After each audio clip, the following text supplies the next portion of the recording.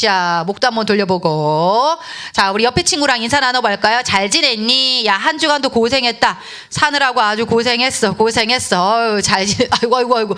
어이구, 주엘이 왜 이렇게 진솔을 애틋하게 그렇게 막, 쓰담쓰담을. 둘이 엄청 애틋하네.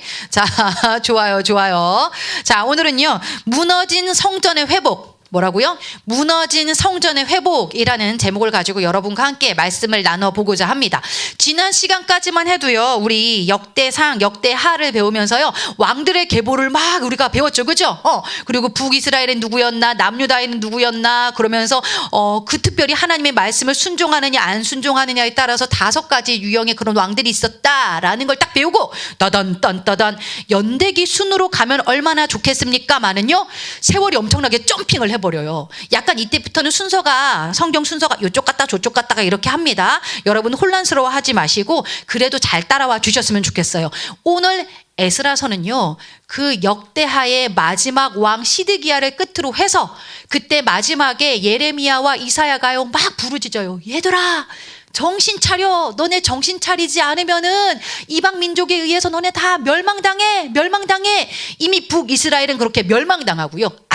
아시리아에 의해서요. 그리고 남유다는요, 설마 우리가 멸망당하겠어? 그러면서 역시 하나님 말 안 듣고 우상 섬기고 딴 길로 가다가 결국에는 그 예레미야 선지자가 예언한 대로 정말로 바벨론에 의해서 멸망당하고 말아요. 하지만 그 예레미야가 너무나도 아픈 심령으로 간곡히 그렇게 막 예언할 때에 그랬어요. 니네 그럴 줄 알았어. 하지만 하나님은 너네들 그렇게 망하게 결코 두지 않아. 이 나라가 여기서 끝나지 않아. 잘 들어. 얘들아, 너네 바벨론에 이제 노예가 될 거야. 하나님 말 잘 듣지 않아서 노예가 되겠지. 그러나 노예로 끝나서 너희 국가가 망했다고 끝났다고 절대 생각하지 마. 끝날 때까지 끝난 게 아니야. 바벨론 땅에 포로로 잡혀가거든 말이야. 거기서 너네 이렇게 했으면 좋겠어. 그러면서 예레미야 29장에 이렇게 얘기가 되어져 있어요. 예전에 2년 반 전에 목사님이 코로나 한창 시작할 때 이 설교를 한번 한 적이 있어요. 예레미야가 뭐라고 예언을 하냐면요, 자, 바벨론의 노예로 끌려가게 될 텐데 거기서 실망하지 마. 낙심하지 마. 끌려가지 마. 포기하지 마. 뭐 하냐면 그 땅에서도 잘 살아내 라고 부탁을 해요. 잘 살아내. 그러면서 말이야, 집 지어. 알았지? 노예로 들어가더라도 집 지어. 그리고 나무 심어. 그리고 그 나무에서 나오는 그 열매를 먹고 살아. 그리고 우리 이스라엘 족속 안에서 결혼도 잘 해. 그래서 말이야, 계속해서 생육하고 번성해야 돼. 그리고 나서 거기서 끝나는 게 아니라 비록 우리를 포로로 끌려갔다 할지라도 바벨론 땅을 위해서 평안을 빌어줘. 그 땅을 축복해야 돼. 이것이 진정한 우리 하나님을 믿는 백성들의 자세야. 이렇게 너희들 하나님 거기서 더욱더 잘 찾고 정신 차리고 말씀 기억하면서 순종하면서 똑바로 살아내잖아. 그럼 하나님께서 70년 뒤에 다시 너희들을 회복시킬 거야. 70년 뒤에 다시 이 땅으로 돌아오게 하실 거야. 내 말 꼭 기억해. 그 당시에 예레미야가 이렇게 얘기할 때만 해도요, 다 안 들었어요. 뭐야, 말도 안 돼. 그러나 진짜 그 당시에 엄청난 강대국이었던 바벨론이 남유다를 언제예요, 여러분? BC 몇 년입니까? 586년이죠. 586년에 정말로 멸망을 시켜버리고 그 모든 백성들을 다 포로로 잡아다가 바벨론 땅에 강제로 이주를 시켜버립니다. 당시 바벨론은 강압 정책을 썼어요. 그래서 본인들이 그렇게 이렇게 다 점령하는 그 땅들을요, 강제로 이주를 시켜가지고 본인들의 체제하에 통치하에 그렇게 뒀다라는 것이지요. 그런데 여기서요, 이 이스라엘 백성들의 그런 어떤 좋았던 점은 뭐냐면은요, 그제서야 끌려가서야, 나라를 잃고서야, 내 삶의 터전을 상실하고 나서야 누가 생각이 났을까? 하나님이 생각이 났어요. 그리고 그렇게 되니까 이제 그 예레미야 선지자가 그토록 부르짖었던 그 말씀이 다시 생각나기에 이르렀어요. 맞다. 그랬었지. 낙심하지 마. 실망하지 마. 여기서 우리 하나님 붙잡고 잘 살아내보자. 집도 짓고 나무도 짓고 나무도 세우고 열매도 따먹고, 그리고 이 땅을 축복하면서 이 땅에서 성전을 향해 바라보면서 간절함으로 우리 회개하면서 정신 똑바로 차리고 살자. 그런데 이게 웬일입니까? 정말 이 이스라엘 백성들이요, 노예가 돼서야 정신을 차렸어요. 끌려가서야 하나님을 향해서 간절한 마음을 가지고 살다 보니까 진짜 그 말씀에 순종해서 잘 살아내기 이릅니다. 그래서 그 바벨론 땅에서 70년 동안 사는데요. 다른 어떤 성경 외의 책들에 이렇게 기록이 되어져 있는데 너무 잘 적응을 하면서 살았다라는 거죠. 그래서 바벨론 문화 가운데 정치, 경제, 금융, 문화 여기에 대부분이 여러분 주축 세력이 누가 되느냐? 이 남유다 백성들이 된다라는 거예요. 그래서 나중에 70년 지났을 때는 저 사람이 포로였어? 이런 개념이 상실되어져 버려요. 그러다 보니까 아무나 그냥 사회 일원으로 아무렇지 않게 살아갈 수 있었고 내가 맞아 우리 조상들이 뭐 이렇게 과거에 노예였나? 싶을 정도로 그러다 보니까 왕비 후보까지 나가죠. 누구였어요? 그 여인이 에스더. 다 이런 문화권에서 이제 비롯된 거예요. 70년 동안 말씀을 지켜서 너무 잘 살다 보니까 노예 신분 자체가 사라지고 참 잘 살아내서 그러한 바벨론 문화의 고위층까지도 침투할 수 있었던 그렇게 잘 적응했던 사람들이 이제 이 남유다 백성들인데요. 이제 그 바벨론도 멸망하게 되어집니다. 신흥 강자가 나타났어요. 바로 오늘 1장 1절에 나오는 바사, 동그라미 빡빡, 바사. 어느 나라냐면 바로 페르시아예요. 페르시아. 신흥 강자 이제 페르시아가 나타나가지고요. 주변국들을 다 점령하게 이릅니다. 바벨론을 멸망시켜요. 그리고 터키도 멸망시켜요. 이집트도 멸망시켜요. 인도까지도 멸망시켜버렸어요. 그 당시에 고대 팔레스타인 일대를요. 이 그냥 페르시아가 싹 다 점령을 해버려요. 승리를 일구게 되는데 워낙에 많은 땅덩이들을 점령하다 보니까 바벨론과는 조금 차별적인 정책을 펼칩니다. 바벨론 아까 강압 정책을 펼쳤다 그랬죠. 여기는 회유 정책을 펼칩니다. 어느 나라가? 페르시아. 바사라고 표현된 이 페르시아는요, 회유 정책을 펼치면서요, 야, 너무 많아. 우리 땅에 강제로 이제 못 시켜. 이제 우리가 다 잡아왔던, 과거에 바벨론이 잡아왔던 이 모든 사람들 고국으로 돌아가. 가고 싶으면 가도 돼.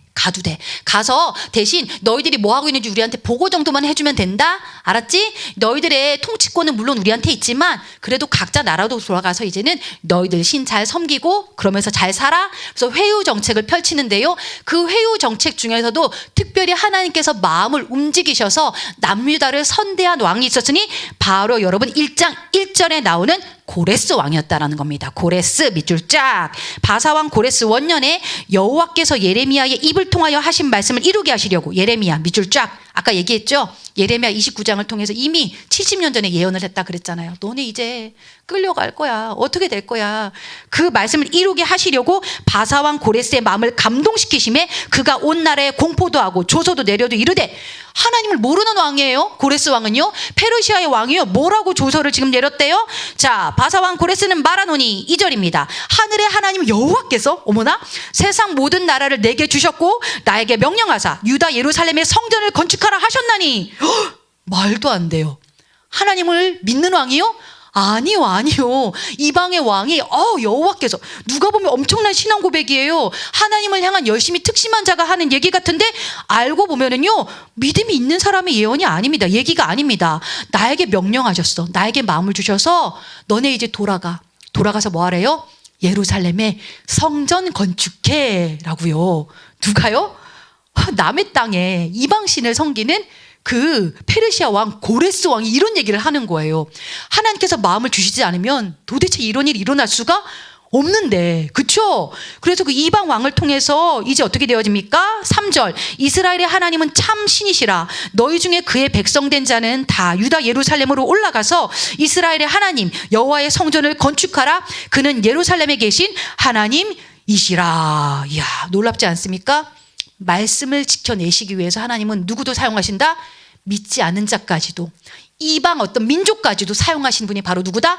하나님이시라는 거예요. 여러분에게 삶 가운데 각자 말씀하신 바가 있죠? 그 말씀하신 바를 지키시기 위해서 하나님께서는요 땅을 움직이시고 사람을 움직이시고 심지어 믿지 않는 사람들까지도, 왜요? 하나님께서는 이 온 세상의 주관자 되시기 때문이에요. 그렇게까지 움직이셔서 지금 약속 지키시려고 지금 애쓰고 계신 거예요. 4절 그 남아있는 백성이 어느 곳에 머물러 살든지 그곳 사람들이 마땅히 은, 금, 물건, 짐승으로 도와줘. 그 외에도 예루살렘에 세울 하나님의 성전을 위해서 예물을 기쁘게 드릴지니라 하였더라. 막 그래요. 지금 웬일입니까? 막 팍팍 밀어주고 있어요. 가서 이제 다시 무너진 너희들 성전 건축해.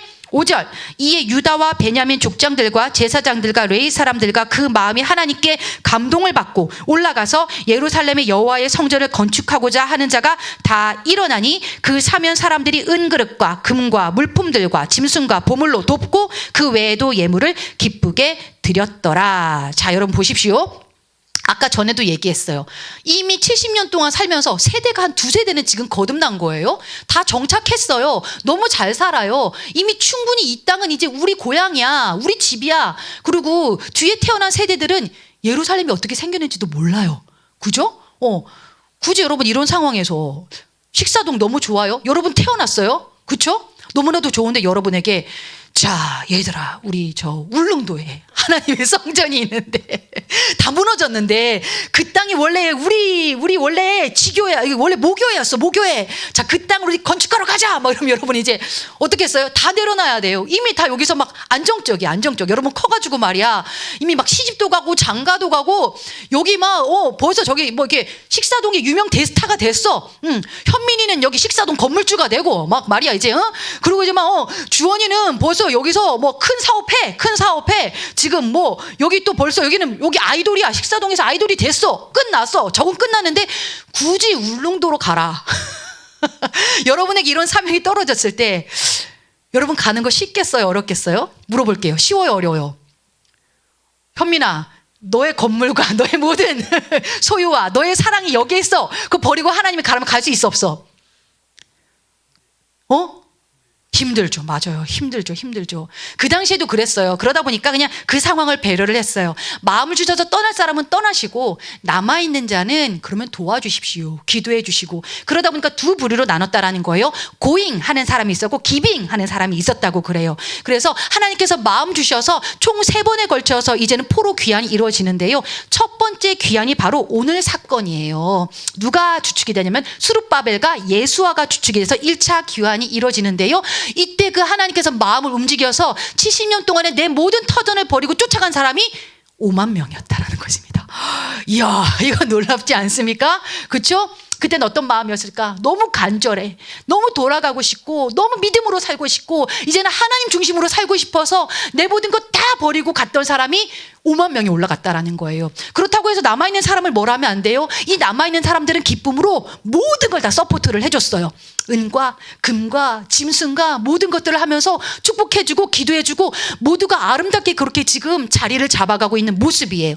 그러고 나서 2차 귀환은요, 오늘 본문에 나오지는 않았지만 2차 때는 바로 이 책의 저서인 에스라가 갑니다. 에스라는요, 율법학자예요. 당시에 말씀에 대해서는 정말로 열심히 특심이었던 자인데요. 2차 귀환 때는 대략 한 2,000명 안 되는 사람들이 쫓아가게 되어지는데요. 1차 때는 성전을 지었고 2차 때는 그 성전을 위해서 뭘요?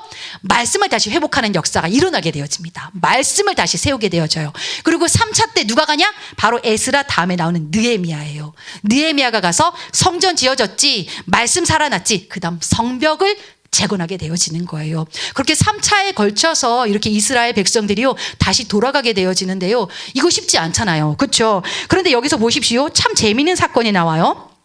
7절입니다. 우리 7절부터 목사님하고 11절까지 교대로 읽어볼까요? 목사님 7절. 자, 고레스 왕이 또 여호와의 성전 그릇을 꺼내니 옛적에 느부갓네살이 예루살렘에서 옮겨다가 자기 신들의 신당에 두었던 것이라. 8절 너희들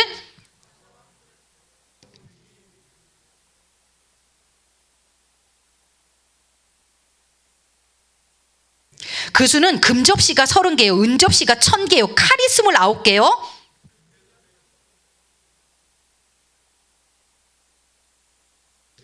금은 그릇이 모두 5,400개라. 사로잡힌 자를 바벨론에서 예루살렘으로 데리고 갈 때에 세스바살이 그 그릇들을 다 가지고 갔더라.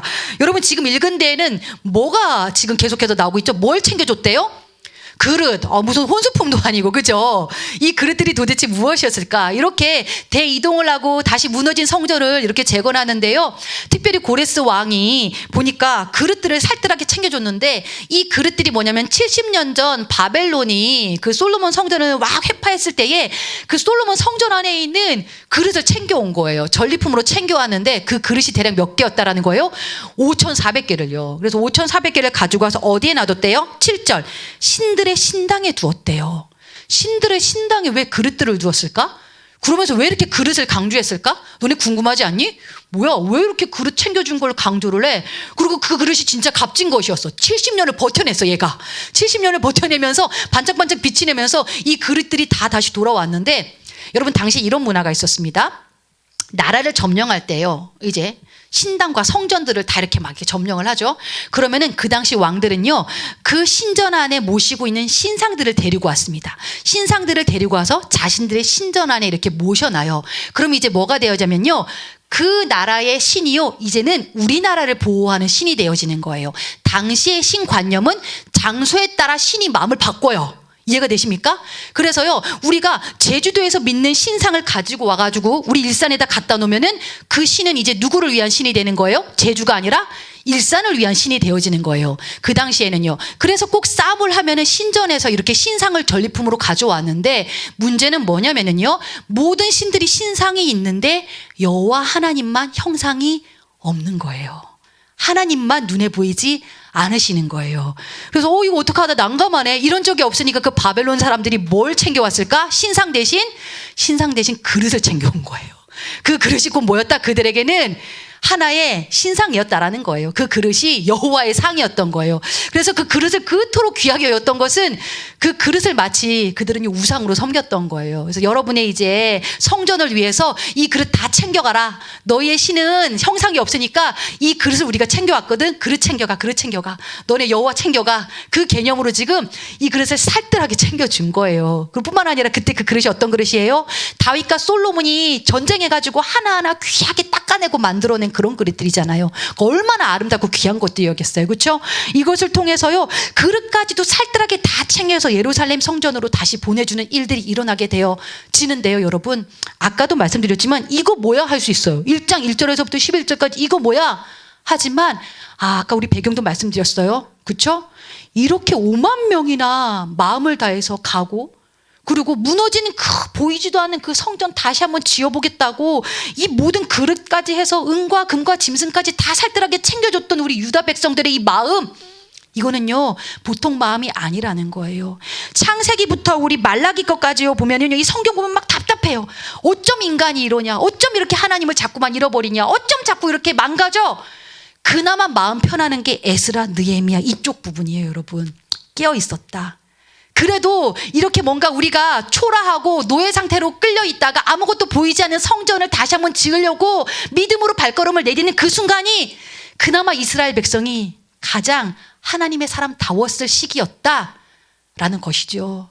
그래서 이 에스라서 일정이 우리에게 다시 한번 강조하는 것들은 뭐예요? 세 가지 모습을 보여주고 있어요. 첫 번째, 내려놓음의 삶이에요. 내려놓음의 삶. 너무 잘 살았어.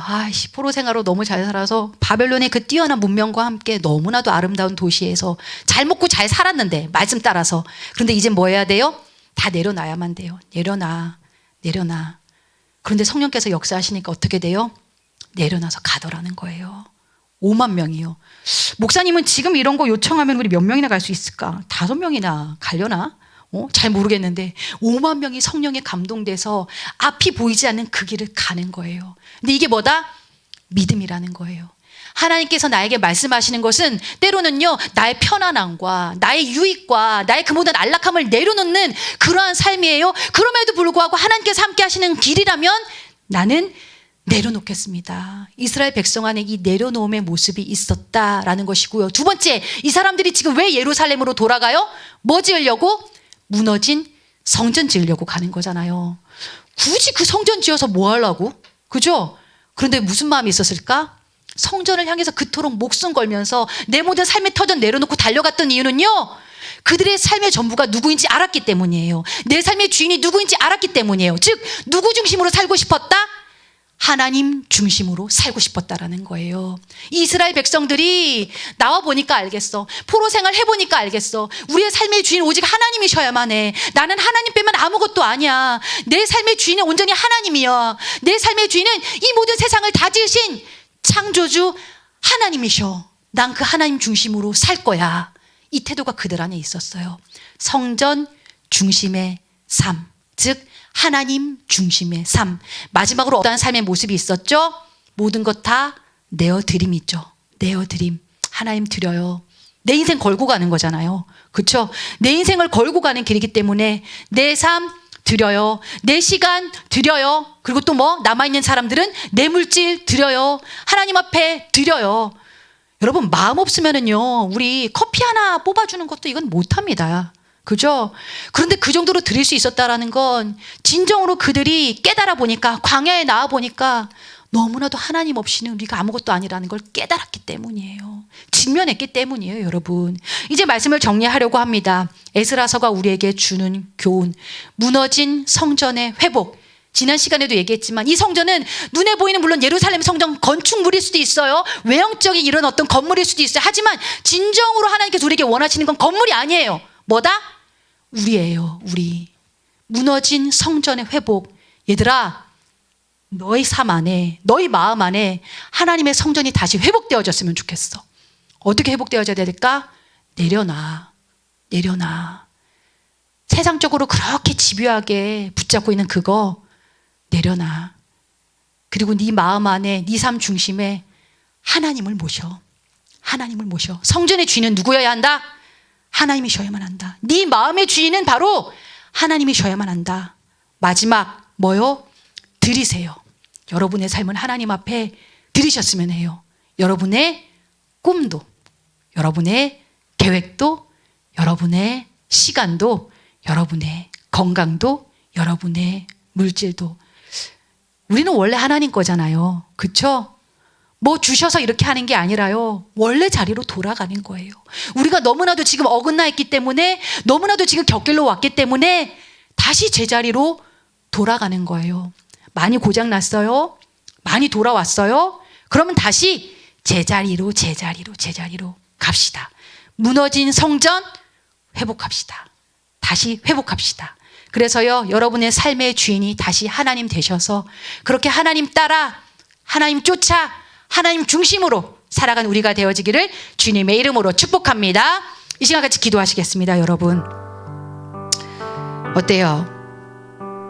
하나님이 내려놔라고